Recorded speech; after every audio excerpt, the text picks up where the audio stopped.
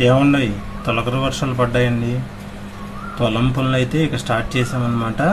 ముందుగా మనం గట్లు పార వేస్తున్నాం చూడండి. దీన్ని ఫ్లెవ్ అని కూడా అంటారనమాట. మా కృష్ణా జిల్లాలో దీన్ని ఫ్లెవ్ అంటారు. చాలా చోట్ల ఏంటంటే గట్ల పార అని కూడా అంటారు.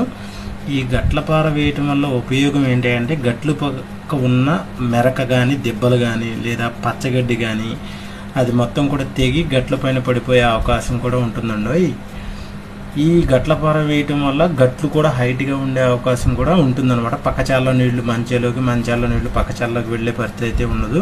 పూర్వకాలం ఒక 10 సంవత్సరాల క్రితం ఏం చేసేవాళ్ళు అంటే, ఈ గట్లు పక్క ఉన్న గెడ్డంతా తీసి పైన పెట్టేవాళ్ళు అనమాట. గట్లు హైట్గా ఉండే. ఈ మధ్య కాలంలో కూలీల కొరత ఉండటం వల్ల ఈ గట్ల పార వేయటం అనేది కూడా జరుగుతుంది. ఇది మా బండి అండి, మహేంద్ర 575.